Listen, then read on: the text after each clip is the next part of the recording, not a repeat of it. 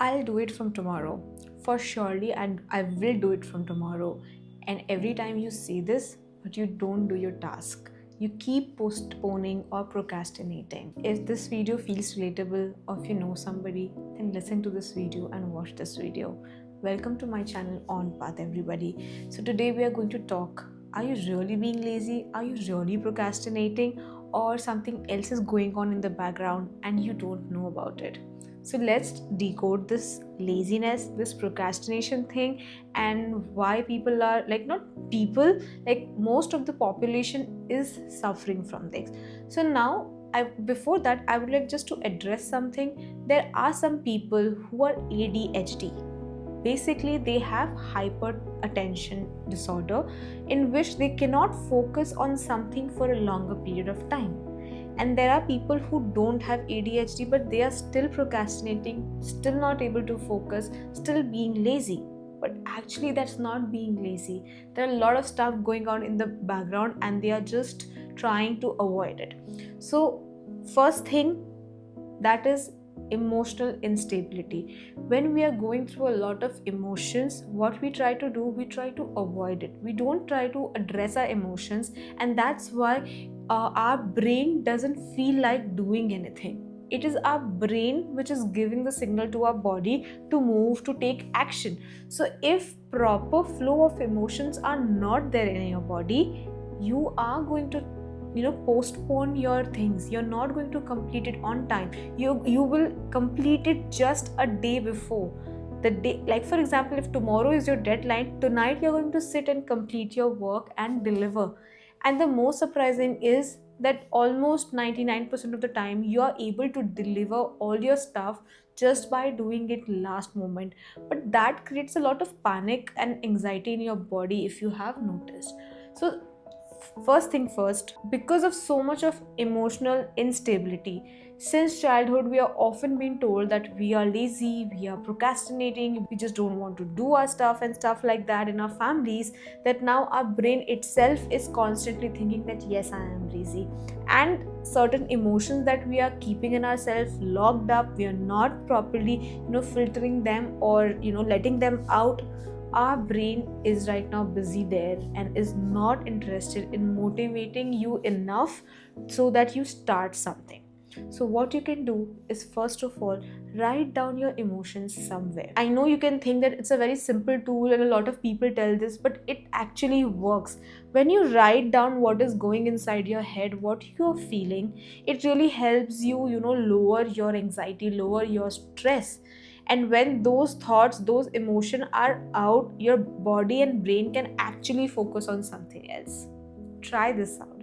Second is, a lot of time people are not lazy, they are just having fear of failure, because they have certain expectation, they have certain standards in their head that by doing this work I want to achieve this, I desire this. And they fear also at the same time that if I do this and if that thing doesn't show up the way I expect it, then I'll feel like a failure. So they don't just want to do it, I'll avoid it at all cost. So my friends, it's like you are just not aware that you have fear of failure and you're just labeling it as laziness or I'm a big procrastinator. So this fear of failure needs to be dealt since childhood by looking the society, family, friends, teacher and everybody. We are not allowed to fail. But let me tell you something. If you have failed at something, that's a good news, because you now know that the way you tried to achieve it doesn't work. You have to try something different. In this society, failure is seen as a big bad thing, like a villain actually. But it is not. It is your friend. It is a gift to you so that you know that this is not the way to do it. You learned something there. And because of all this constant competition and comparison, we are actually having this fear of failure. So my friend, instead of having this fear, instead of having so many expectations in your head, just allow yourself to fail.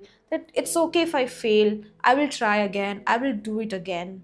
I don't need the validation of the society or people around me. I know it's a big thing, it has to be practiced over and over again, But trust me, it definitely works a lot of time. A lot of time when I am analyzing the handwriting, when I'm doing my graphology and analyzing people's handwriting, I find there's so much of fear they have. They have fear of failure, they have fear of success. And when I'm doing their life coaching therapies, that is the first thing that I target, that I need to remove this fear. We need to work on this first. Otherwise, everything else will not work out. Now, number 3.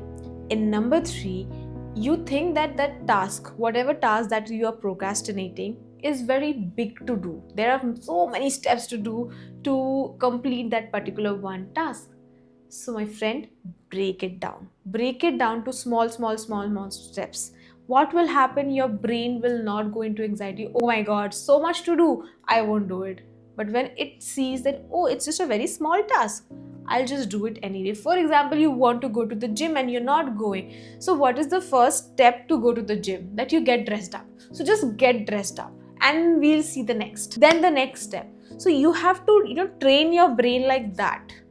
Okay, going to the gym is secondary. First, tell me, what is the first step to go to the gym? Is it dress up? I'll just go and dress up for my gym session. So just break down your task in small parts. It will really help you to complete your job on time without any anxiety. And the fourth thing is, our brain is actually not getting motivated enough to do that stuff, whatever that stuff is. So to make it motivated, I would say add small rewards after each and every action you complete. For example, you complete one of your tasks, add a reward to it. If you add a reward to it, you will see you will be motivated enough to do your next step. But before all of this, the main point which I highlighted at the starting of the video is emotional instability. You're not being able to focus because there's so much of background emotions running inside you that is not allowing you to focus on something. That needs to be catered first. And journaling is just the first step towards it. There are other more tools and techniques which I will share in the future, but please start with journaling. Start writing down your emotion. Start emptying it from your head. Then it will start going out from your body also. So try this out, share it with someone you know, and comment down below what tools you are going to use from today to avoid procrastination, because you're not lazy, my friend.